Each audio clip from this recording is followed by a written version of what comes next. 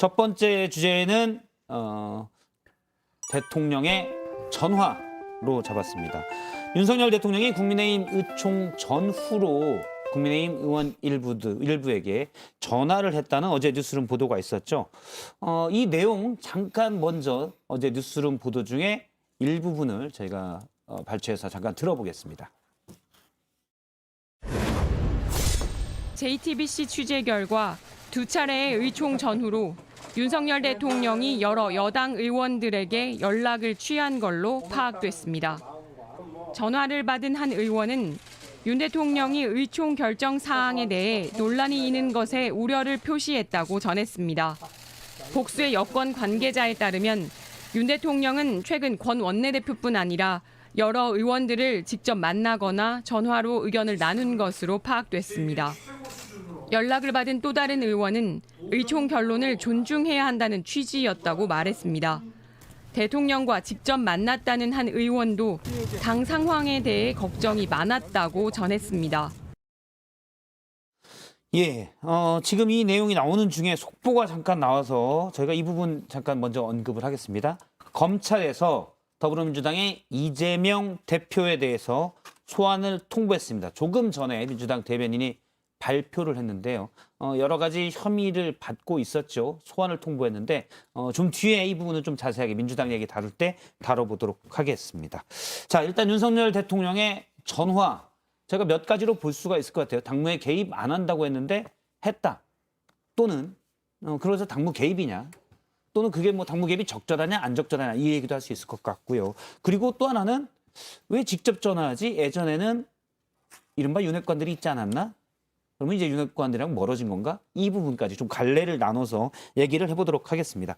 먼저 당무 개입이라고 봐야 됩니까? 어떻게 보십니까? 소통이라고 보는 게 맞겠죠. 그러니까 정확하게 이 의총 결과 등에 대한 내용들을 두고 전화를 일일이 돌려서 뭔가 개입한 듯이 보도가 나왔는데 예. 어떤 내용들의 전화 통화가 있었는지 알 길이 없고 조금 전에 김은혜 수석이 아마 브리핑한 내용으로 보건데 그렇게 개입한 사실이 없다라고 또 대통령실은 확언하지 않습니까?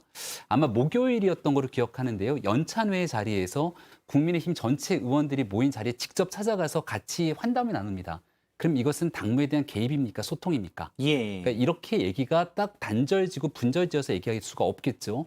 일요일 저녁에 권성동 원내대표를 만난 것으로 보도가 되고 있는데 그 내용이 직접 둘이 만난 것인지 여럿이 만난 것인지는 알 길이 없습니다. 왜냐하면 문재인 정부도 마찬가지지만 대통령이 만나는 사람에 대해서 또 어떤 대화를 나눴는지 등에 대한 비공개 내용들이 많기 때문에 그 내용 하나하나가 다 보도되긴 어렵겠죠. 확실한 것은 지금 국정감사, 정기국회 과정 속에 당이 안정이 돼야지 그다음 뭘 할 것 아닙니까? 이재명 의원 당선되고 난 다음에 같이 만나자고 하니까 당이 안정돼야 여야 당대표 같이 보지 않냐고 하기 때문에 국민의힘 따로, 대통령실 따로가 아니라 정기국회를 앞두고 있는 상황 속에서 이 모든 게 함께 맞물려 돌아가기 때문에 여기에 대한 걱정과 우려, 또 당부 이런 내용들에 대한 소통의 과정들이 일부 있지 않았는가 생각합니다. 제가 우리 김병민 의원을 좋아해서 여기서 또 다른 말을 하려고 하니까 조금 미안하긴 한데 사정이 그러니까 좀 이해해 주세요. 앞뒷말이 너무 달라요. 공식적으로는 당무는 당이 알아서 할 겁니다 해놓고 나서 뒤에서 전화하는 거 아니겠습니까? 그러니까 그 전화가 물론 사적인 통화를 위해서도 할 수 있고 그리고 당에 대한 걱정 때문에 의견을 같이 할 수 있는 혹은 좀 도와달라라고 이야기할 수 있어요. 얼마든지. 그런데 당무는 당이 알아서 할 거고 나는 신경 쓰지 않습니다. 정치인의 말에 대해서 뭐 저는 일일이 대꾸 안 했습니다. 이렇게 하시면서 사실상 할 거는 다 하시니까 이번에도 워낙 중요한 시점이다 보니 윤핵관으로 일컬어지는 몇몇 분들의 위상도 좀 흔들리고 있고 그러니까 초재선 의원들 중심으로 해서 직접 소통을 하려고 한 것 아니냐. 그래서 지금의 당의 이런 어려운 상황이 자칫 어긋나지는 일이 없도록 직접 단속을 한 것이다. 이게 맞고요. 그리고 초재선 의원들 같은 경우 본인이 윤핵관도 아닌데 전화가 왔잖아요. 오, 이런 영광이. 자랑거리가 되는 거예요. 그래서 이거는 보안도 안 지켜집니다. 입이 근지러워서 견딜 수가 없어요. 대통령한테 직접 전화 받았다. 그럼요. 더더군다나 이제 기자분들이랑 같이 있다 그러면 자기도 모르게 은근슬쩍 자랑 삼아서 아유 어제 대통령한테 전화가 왔대. 그러면서 자랑하는 겁니다. 그래서 대통령의 전화 한 통이 갖고 있는 그런 무게는 굉장히 큰 거고 그것이 전화를 받는 상대방에게 전달되는 의미는 정말 어마어마한 무게로 다가오거든요. 그래서 일반적인 소통이다라고 대통령은 생각할 수 있겠습니다만 사실 속생각은 그렇지 않은 거잖아요. 그리고 그런 것으로 인해서 초재선이 현재 이상한 비대위로 가는 것에 대해서 거의 일사불란할 정도로 지금 일종의 수비대 역할을 하고 있는 거 예. 아니겠습니까? 앞뒤가 다르기 때문에 이런 비판도 먹는 겁니다. 그러니까 누구에게 전화했는지가 아직 밝혀지지 않은 상황이지 않습니까? 네, 말씀 주신 것처럼 전화를 받은 사람이 입이 근질근질거려서 결국 다 알려질 거라면 더더군다나 비공식적인 개입이라고 보기가 어려운 거겠죠. 그래서 이제 공식적인 소통의 과정들이 있지 않나라고 말씀을 드린 예. 건데 대통령 선거 과정을 보게 되면 아이고 대통령 후보님이 나에게라는 분위기가 아니라 어딜 가든지 간에 지역에서 그 지역 국회의원 또는 원외위원장들과 저녁에 간단하게 저녁도 먹고 소통을 늘 해왔던 터라 그게 그렇게 대단히 대통령 전화 온다고 해서 특별한 일은 아니라고 저는 생각합니다. 근데 선거 때는 그렇게 하는데 당선되고 나면 좀 바뀌어요. 사람들이 대통령뿐만 아니라 일반 정치인들도 좀 바뀝니다. 그리고 특히나 그 이준석 씨 가출했을 때 후보 때는 아유 포항까지 쫓아가서 같이 합시다라고 해놓고 지금 울산 죄송합니다. 그리고 지금은 안 잡잖아요. 바뀐 거예요. 그런 것이. 전 대표라고 아직은 좀 전 대표. 이준석 전 대표. 아니 근데 지금 우리 김병민 위원님 말씀하신 대로 이게 몇 명 의원들한테 전화만 돌려봐도 대통령이랑 누가 통화했는지를 금방 드러날 건데 이것을 가지고 당무 개입까지 나가는 거는 저는 조금 뭐 멀리 간 거라고 생각을 하긴 해요. 사실 개인적으로는. 그러니까 얼마 전에 연찬회를 참가하셨잖아요. 모든 의원들이랑 다 악수하셨고 심지어 예. 그 자리에는 우리 국무위원인 뭐 한동훈 장관을 포함해서 많은 그 내각 구성원들이 왔었거든요. 근데 그때를 우리가 당무 개입 이렇게 얘기하진 않았거든요. 사실 스킨십으로 따지면 그때가 더 많이 스킨십이 일어났고 더 많은 의원들을 직접 얼굴을 맞대면서 이야기를 나누고 심지어 술은 아니었지만 건배도 하고 그랬거든요. 그러니까 이 전화라고 하는 거지. 그리고 한 번만 연락을 돌려보면 금방 그 내용을 알 만한 그런 사건에 대해서 당무 개입을 하기 위해 대통령이 직접 전화를 했다라는 것은 사실은 당무 개입으로 이 사건을 바라보면 그렇게 보일 수 있는데 개인적으로 여당 구성원으로서는 대통령이 지금 어려운 상황 속에서 국정감사 앞두고 또 게다가 예산심의 앞두고 전화 한 통화씩 한 번 할 수 있다고 생각합니다. 저는 그런 의미에서 이거를 너무 당무 개입 프레임으로만 바라보지 않았으면 좋겠다는 생각이 있습니다. 개입이란 말씀이 좀 지나치다고 얘기하니까 개입이라는 표현을 안 쓰고요. 저는 이 사태의 전 과정에서 대통령이 한 번도 이 사태를 주도하지 않은 적이 없다. 예. 이렇게 봅니다. 과거와 다른 점은 윤핵관들을 통해서 했죠. 겉으로 나는 어쨌든 관심도 없고 알지도 못하고 당이 잘 알아서 결정할 거다. 이런 태도를 취했지만 윤핵관들이 어쨌든 대통령의 의중을 따라 잘 해결하려고 봤는데 그게 잘 안 되고 계속 삐그덕대니까 이제 직접 연락을 해서 교통정리에 나선 게 아닌가 싶어요. 내용은 다르지 않습니다. 방향도 다르지 않고 결국에 예. 이준석은 나가야 된다. 이거에 있어서는 저는 뭐 변함이 없다고 보고요. 잠시 그 내용을 보면 이런 얘기가 있습니다. 저희 그래픽에 나오고 있는데 윤 대통령이 의총 결정 사항에 대해 논란이 있는 것에 우려를 표시했다라고 했습니다. 그러니까 의견이 김원은 어때라고 듣는 게 아니라 이렇게 가면 안 되지 않나? 라는 부분도 있지 않았을까도 네, 되고요. 그래서 엊그저께 네. 있었던 의총 2번 했잖아요. 오전하고 오후에. 오전하고 오후하고 이게 이제 분위기가 굉장히 많이 달랐다 그래요. 예. 오전에는 뭐 안철수 의원부터 시작해서 중진들이 나서서 권성동 원내대표의 사퇴를 촉구하면서 비대위로 가는 거 안 된다. 이렇게 맹성토하는 분위기였고 심지어 서병수 전국위원장은 그 자리에서 주호 의원이 원내대표 해야 된다. 뭐 이런 얘기까지 하셨다는데 그리고 이제 오전 회의가 끝났는데 그 사이에 보도가 나왔습니다. 28일 날 권성동 대표가 대통령실에서 독대했다. 아, 권성동 대표가 저러는 거는 대통령의 뜻이구나. 예. 그리고 이제 전화도 받았겠죠. 그리고 오후 들어서 아까 얘기하셨듯이 초재선 의원들 중심으로 의총 결정을 지켜야 된다. 그리고 의총 끝나고 나서는 성명서도 나왔잖아요. 밖에 나가서 딴소리하는 의원들 예. 하나는. 이 전 과정을 보면 사실은 대통령의 의중대로 움직인 거고 다만 기존에는 드러나지 않게 권성동 원내대표는 윤핵관들을 통해 상황 정리를 하려고 그랬는데 이게 잘 안 되고 좀 대통령의 보기에는 좀 칠칠치 못하다. 이렇게 보이니까 직접 나서서 교통정리에 나선 거 아니냐. 이렇게밖에 나섰다. 이해가 안 됩니다. 일단 대통령실 입장 저희가 앞서 그래픽으로 살짝 나왔었는데요. 일부 보도에 대통령이 이제 SOS를 쳤다 의원들에게 그런 보도가 있었는데 조선일보 오늘 보도입니다. 근데 또 저희 뉴스룸 보도에서는 의원들에게 일일이 몇몇에게 전화했다라는 보도가 있었는데 SOS 친 건 아니다라고 하고 그다음에 국정 운영이나 국정 과제 추진을 위해 당원인 대통령이 소속 의원과 의견을 나눌 수 있다라고 대통령실에서는 지시를 했겠지 무슨 SOS를 쳤겠습니까? 예. 그런 면에서 김은혜 대변인의 말씀은 맞아요. SOS를 친 건 아니다. 맞죠. 아, SOS는 아니고 지시다 이건. 그러니까 말씀하신 많은 내용들이 이제 결국은 해석에 대한 여지인 것이고 보도가 되는 것도 이제 익명을 전제로 한 A 의원 등에 대한 보도지 않습니까? 제가 이제 선거 때도 그렇고 대변인으로 꽤 오랜 기간 동안 기자들과 같이 접촉하고 예. 나왔던 기사의 내용을 보면 거기에 대한 나오는 내용들이 전체에 있는 사건의 진실을 있는 그대로 전달하기보다는 아다르고 어다르는 상태 속에서 뉘앙스가 조금씩 다르게 나타날 수도 있습니다. 마찬가지로 기자들의 보도에도 해석의 여지들이 달리기 때문에 대통령과 의원의 관계 속에서 이제 어떤 대화들이 오갔는지에 대해서는 아직 명확한 부분들이 아니기 때문에 이거 대통령이 직접적으로 이 상황을 다 진두지휘해서 끌고 간다 이렇게 보기에는 어려움이 있다고 봅니다. 예. 직접 전화한 거는 사실관계를 얘기한 거고 그것이 SOS로 해석될 수도 있는 부분인 거죠. 당이 일사불란하게 가야 되는데 흔들리면 안 됩니다. 당신이 당 지켜주는 역할을 하십시오. 제가 당신에게 전화드리는 것은 당신 믿기 때문입니다. 라고 한 거예요. 힘을 주면서 동시에 SOS의 내용이 있는 것이죠.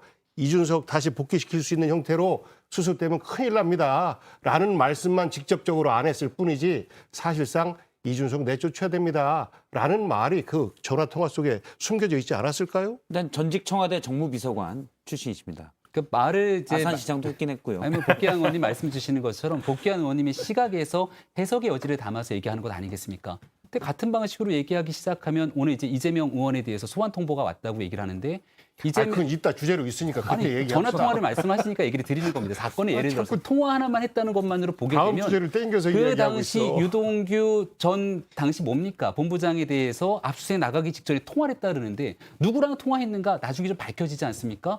통화했다는 사실 속에서 이제 해석의 여지, 상상의 영역을 담아서 얘기하면 더 예. 이상 그 내용들을 두고 진실을 밝히는 여지들은 닫히게 되는 거죠. 알겠습니다. 그 내용들에 대해서 있는 정도의 영역 속에서 좀 해석하고 또 비판하도록 했습니다. 한마디만 제가 더 드리면 당무 개입할 수 있어요. 당원인데 당원에 의견 낼 수 있죠. 근데 겉으로는 고상한 척 안 한다라고 해놓고 뒤에서 이런 것을 하는 것에 대해서 우리가 못마땅하게 여기는 겁니다. 국민들도 불신하는 것이고. 이른바 1호 당원의 당무 개입에 대해서는 할 수 있다라고 보시는 거죠? 아니 여당이 왜 여당입니까? 대통령이 속해 있는 정당이 여당이에요. 다르게 말하면 대통령의 당입니다. 여당은. 그리고 대한민국 대통령제 운영해 오면서 여당이 대통령의 눈치 심기, 대통령의 의중 이런 거 살피지 않은 적이 없어요. 어떤 예. 정권에서도. 저는 지금도 당연하다고 보고 문제는 이제 말씀하셨듯이 이런 무리한 어떻게 보면 당을 비정상화시키는 예. 이준석 찍어내기를 대통령이 주도한다 이런 모양새는 보이고 싶지 않잖아요. 그러니까 나는 개입하지 않는다. 이렇게 겉으로는 그 얘기하고 있지만 사실상은 이 전 과정을 보십시오. 체리따봉 문자 들키지 말아야 될 걸 들킨 것부터 시작해서 전 과정에 이른바 윤심, 대통령의 의중이 작용한 거죠. 그렇지 않고서는 이 비상식적인 상황이 거듭해서 이렇게 일어날 수가 있나요? 예. 일단 대통령이 지난달 27일 의총 결과에 대해서 존중한다 이런 모습, 이런 얘기를 출근길에서 한 바 있습니다. 이 얘기를 잠깐 들어보겠습니다. 저는 우리 당의 그 의원과 또 우리 당원들이 중지를 모아서 내린 결론이면 그 결론을 존중하는 것이 맞다고 생각하고요. 또 당과 국가의 장래를 위해서 합당한 그런 결론을 치열한 토론을 통해서 잘 낼 수 있을 거라고 믿습니다. 예, 일단 당원들이 중지를 모았으면 또 그런 결론을 치열한 토론을 통해서 잘 낼 수 있을 거라 본다라고 공개적으로는 대통령이 얘기했지만 사실은 따로 전화를 해서 어쨌든 의견을 구하든 해석은 분분합니다. 지시를 하든 이런 부분이 있었다는 거. 요거는 조금 일단 사실관계가 되는 것 같습니다. 근데 앞서 이제 저희가 얘기했던 거. 과거에는 앞서 박원석 의원님이 얘기했지만 윤핵관, 이른바 윤핵관들이 이런 역할을 했을 텐데 직접 전화한 거는 이제 그러면 윤핵관과 대통령은 정말 멀어졌나 이런 생각이 들어요. 어떻게 보십니까? 아니 그 멀어진 것 같고요. 멀어져야 된다고 생각합니다. 어. 좀 국정 운영의 가장 큰 그 비판 지점이 사실은 이제 윤핵관들 아니겠습니까? 특히 그리고 이준석 대표랑 아주 경쟁 구도, 그다음에 대립 구도가 격화가 돼 있는 상황 속에서 윤핵관들의 모습이 자꾸 국정 운영에 내지는 여당에 비춰지는 것 자체가 대통령 입장에서는 굉장히 부담스러울 거예요. 그렇다고 해서 지금까지 윤핵관들이라고 불리는 분들께서 정말 여당을 잘 이끌어왔느냐, 대통령과 그 여당의 가교 역할을 충실히 해냈느냐, 그렇지 않다고 생각하거든요. 근데 그런 의미에서 그럼 윤핵관들은 2선, 3선으로 쭉 밀려나야 된다고 생각을 하고, 사실 이번은 너무 늦었어요. 이번 전 너무 늦었다고 생각하고, 예. 장제원 의원을 예로만 들어도 그렇습니다. 초반에 인수위, 그전에 이제 그 선대위 때도 그 당시 이런저런 논란들이 있기 때문에 비선으로 쭉 물러났고 나는 뭐 안 하겠다라고 선언을 했지만, 그 후에 다시 이제 인수위 때 비서실장을 하면서 다시 한번 수면 위로 드러났었고, 그 후에 또 잠시 인수위가 끝나고 잠잠 하나 했더니 민들레라는 모임을 만들면서 또다시 이거 윤핵관 사모임 만드는 거 아니냐, 뭐 조직 만드는 거 아니냐 비판이 있어가지고 민들레는 이름도 쓰지 않고 그 모임 자체도 흐지부지 끝나버리게 됐거든요. 다시 한번 윤핵관 문제가 지금 등장하고 국정 지지율 떨어지는 상황 속에서 윤핵관 문제가 그냥 불거지는 것 자체가 대통령 국정 운영에 저는 굉장히 큰 부담이 될 거라고 생각하고, 하루라도 빨리 멀어지는 게 필요하다 생각합니다. 지금 어제 이제 장제원 의원 저희 방송 중에 나왔었는데, 직전에 나왔었는데요. 장제원 의원이 페이스북에 앞으로는 지역구원으로서의 책무와 상임 활동만 전념하겠다. 어떤 임명직 공직도 맡지 않겠다. 이 얘기도 했었습니다.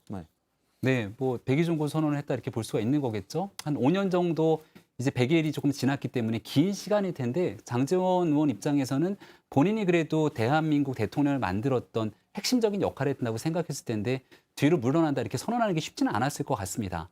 왜냐하면 권성동 원내대표가 바로 월요일에 있는 회의 발언 속에서 1등 공신을 언급하고 자리를 맡을 수 있었을 텐데, 이 말을 했던 직후 왜 이 책임 있는 상황 속에서 자리를 물러나지 않을까, 이런 일들이 많았거든요. 그러니까 장제원 의원에 대한 책임론, 권성동 원내대표에 대한 책임론, 이준석 전 대표에 대한 책임론이 다 각각 일고 있는 과정에서 일단 먼저 고개를 숙이고 무릎을 꿇는 국민들과 당원들 앞에서 상황이기 때문에 장제원 의원이 했던 표현 자체는 어쨌거나 대통령이 성공하기 위해서 필요하다면 모두 다 뒤로 물러나야 된다는 선제적 선언인 것 같고요.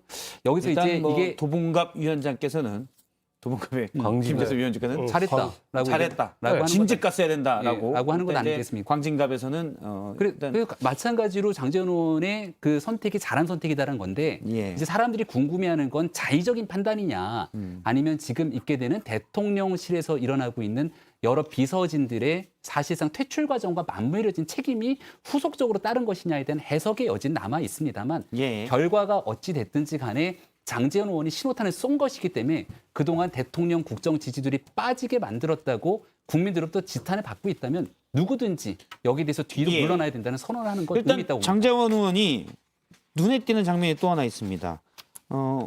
최근에 윤석열 대통령이 부산을 방문했는데 이전에는 다 수행을 했는데 수행을 안 했어요. 저희가 사진을 몇 장 준비했었는데 부산에 가면은 장제원 의원이 부산 사상이 지역구 아닙니까? 그래서 늘 저렇게, 이게 이제 작년 7월 사진입니다. 옆에서 바짝 수행을 하는 모습이 있었고요.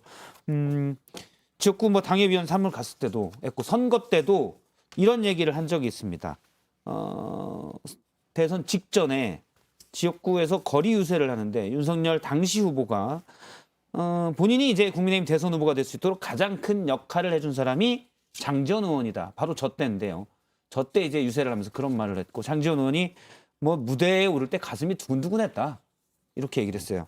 그런데 부산 신항을 어제 방문했을 때는 사진 잠깐 보겠습니다. 예, 어제 모습에는 없어요, 장제원 의원이.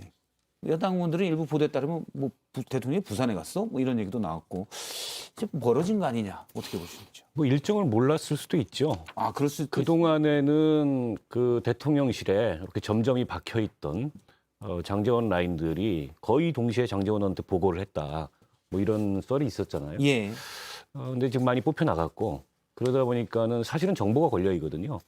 몰랐을 수도 있고, 알았지만 지금 뭐 집중적으로 본인이 어떤 일거수일투족이 주목을 받고 있고 또 비판을 받고 있는 상황에서 이 자리에 나타나 봐야 좋을 게 없다. 예. 네, 이런 정무적인 판단을 했을 수도 있고요. 또 다른 가능성은 오지 말라는 눈치를 줬을 수도 있고, 대통령실에서 굳이 나서지 말아라. 뭐 그 셋 중에 하나가 아니겠습니까?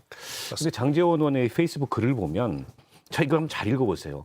저는 이제 지역구원으로서 책무와 상임 활동에만 전념하겠습니까?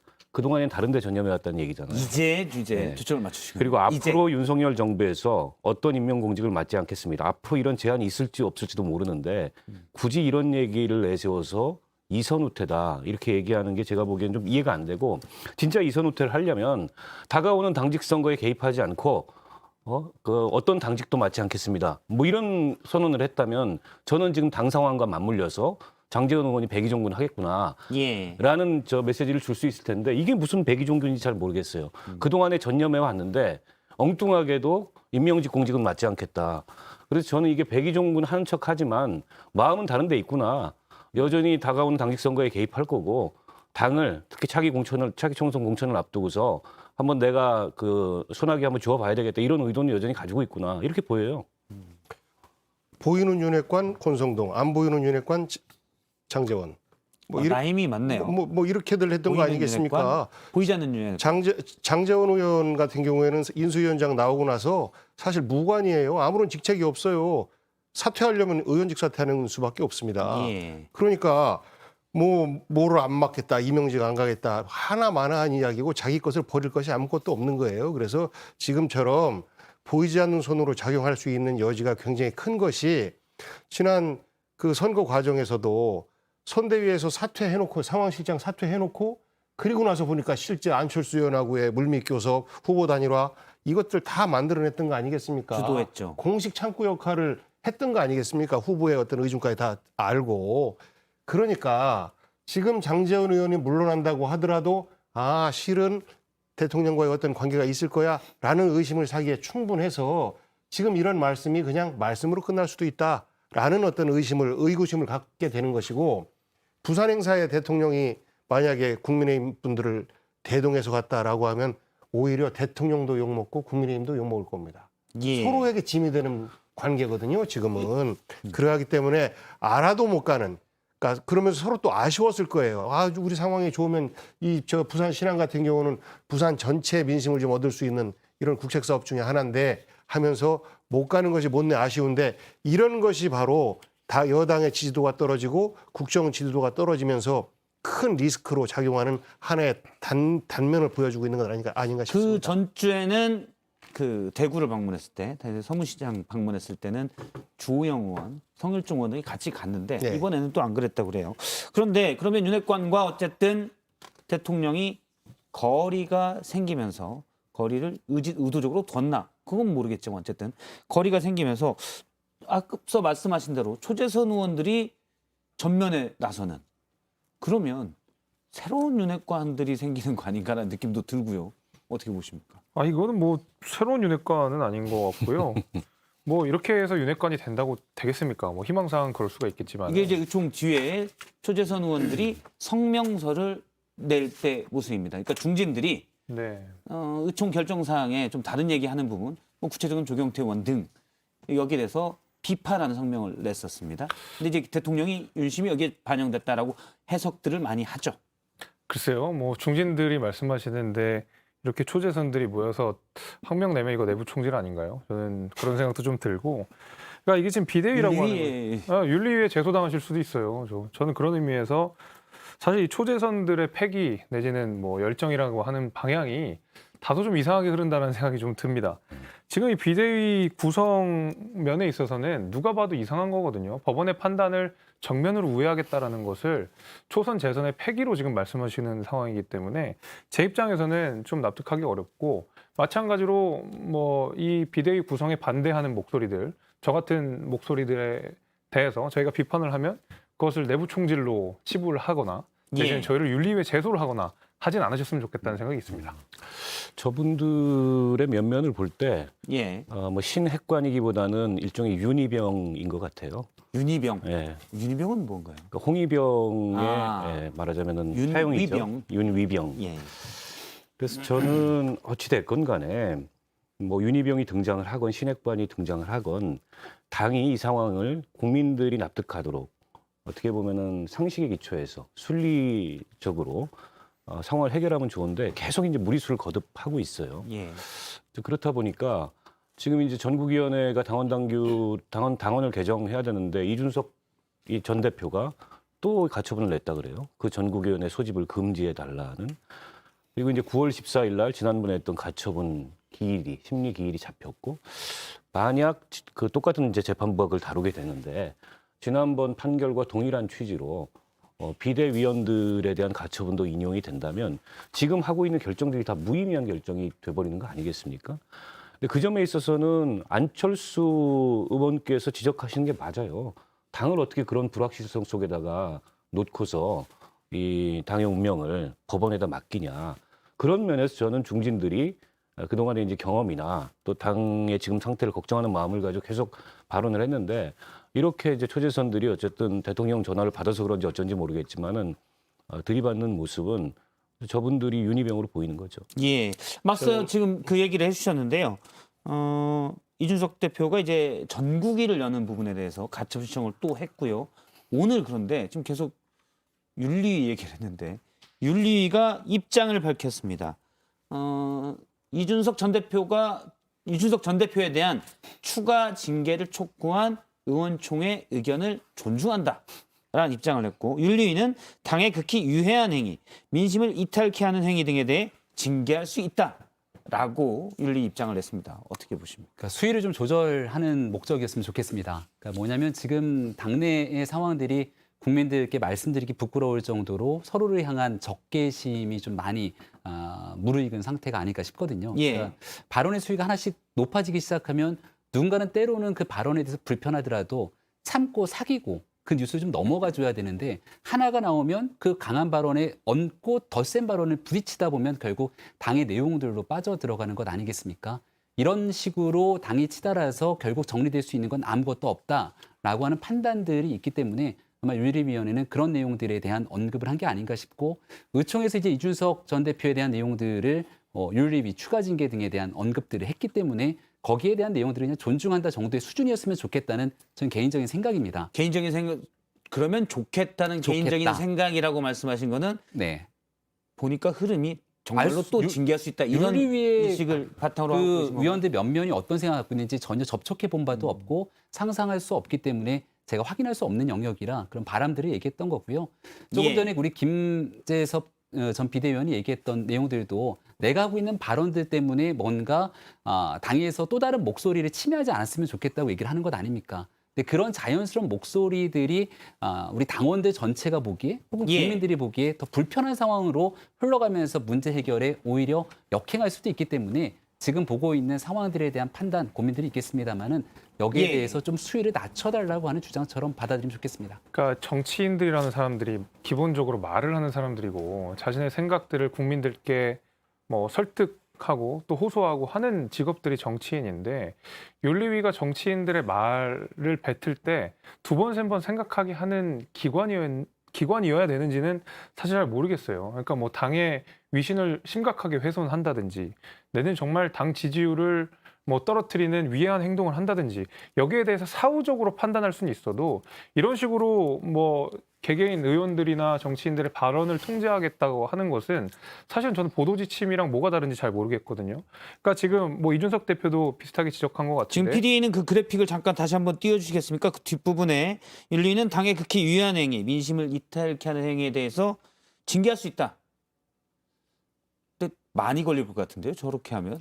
아니, 여러 그러니까 명이 지금 될 수가 저렇게 있으니. 만약에 저렇게 막연하게 사실은 뭐 저희 정치인들의 말, 특히 자유주의를 포방하는 국민의힘 정치인들의 말에 통제를 하겠다라는 것이기 때문에 제가 앞서 말씀드린 대로 뭐 보도지침이란 말까지 썼는데 예. 이런 식으로 뭐 개개인의 의원들이나 정치인들의 말을 통제하는 방식이 윤리위에서 할 수 있는 게 아니라고 생각하거든요. 예. 제가 근데 잠시만요. 한마디만 좀 받아서 얘기를 하고 넘어갔으면 좋겠습니다. 제가 한 마디 이어서 얘기를 한 짧게 거니까. 좀, 예. 그러니까 당연히 자유를 존중해야죠. 그리고 자유에는 당연히 또 책임이 따르는 겁니다. 국민들께서 개개인의 의원들, 당원들이 하고 있는 얘기들에 대해서 나의 의사 표현하는데 그거 갖고 징계를 하면 국민들이 그 윤리를 가만두겠습니까? 다만 민주당의 최강욱 의원이 징계를 받았던 건도 결국은 말에 관한 내용들 때문에 징계를 받은 거예요. 상식적으로 받아들일 수 있는 내용과 없는 내용들에 대한 차이가 있는데 그 내용들을 다 풀어놓고 자꾸 에스컬레이팅 되기 시작했을 때 아무도 책임질 수 없기 때문에 예. 그 수준을 넘지 말라고 주장하고 있는 그러니까 거죠. 이게 그것을 사후적으로 저기 이쪽 분들도 네, 알겠습니다. 그러니까 얘기하려고 계속 한마디만. 네, 알겠습니다. 사후적으로 판단하는 지켜보면 것은 나쁘지 않아요. 사후적으로 판단하는 것은 윤리위의 역할이라고 생각합니다. 저기 그러면 투샷 잡혔으니까 서로 마주보고 이렇게 할까요? 얘기를 해주세요. 사후적으로 들키면서 싸워요. 이게 아니고 윤리위가 그 정치인들 개개의 말이 어떤 식으로 당에 위해를 가했다라는 그 사후적 판단인다 그러면 저는 괜찮은데 이거는 사실 말 조심하세요라고 엄포를 내린 것이거든요. 이런 식으로 사전에 엄포를 내리는 것은 윤리위의 역할이 아니라는 것이죠. 근데 이걸 보면 이거는 뭐 다른 복잡한 해석의 여지가 없이 추가 징계 하겠다는 얘기잖아요. 추가 징계할 거다. 네, 9월 28일인가 지금 윤리위가 잡혔다고 하던데 빠르면 그때 하겠다는 예고편을 윤리위가 얘기한 거 아닙니까? 여기에 무슨 복잡한 해석이 필요해요. 그리고 윤리위는 독립기구잖아요. 그 독립기구 윤리위의 징계심사에 대해서 의총에서 촉구를 결의하는 뭐 이런 입장을 내면 제가 윤리위원장이면 기분이 나쁠 것 같아요, 오히려. 아니 그건 독립기구인 윤리위가 알아서 판단하는 문제지 사유가 있으면 징계를 하는 거고 없으면 안 하는 거지 그걸 왜 원내 의사결정기구인 의총에서 이러라 저러라 하는 식의 그런 결의안을 내냐 이렇게 기분 나쁘게 반응하는 게 오히려 전 정상적인 것 같은데 그게 아니고 존중한다 이런 경우에 징계할 수 있다라는 거는 이준석 추가 징계하겠다는 거지 이게 무슨 복잡한 해석이 필요합니까? 예. 그렇게밖에 안 읽혀요. 아유, 한참 기다렸어요. 징계할 거다. 예. 제 순서. 징계하려고 하는 것으로 저도 보여요. 그런데 저는 차라리 국민의힘이 그렇게 사법부 눈치 봐가면서 어떻게 될까 불안에 떨면서 그러지 말고 차라리 국민들에게 이준석 전 대표가 우리 당에 이런 해를 끼쳐서 천상 출당시키지 않으면 방법이 없습니다. 라고 징계로 정면 돌파하는 게 그게 보수의 자세 아닙니까? 편법법 꼼수 이거는 보수하고 안 어울리는 자세들이에요. 그래서 뭐 권은희 의원이 경찰국에 반대하는 그 당론과 반대되는 입장을 냈다고 해서도 이미 뭐 징계 올리고 했는데 이준석 전 대표 못 올릴 이유가 뭐가 있겠습니까? 차라리 정면 돌파하시라. 그것이 바른 길일 수도 있다라는 말씀드리고 싶습니다. 그런데 알겠습니다. 고민되는- 저희가 이제 또 다른 얘기를 해야 돼서. 이재명 그 소환으로 예, 넘어가네요. 얘기도 물귀신이야. 대단한 물귀신.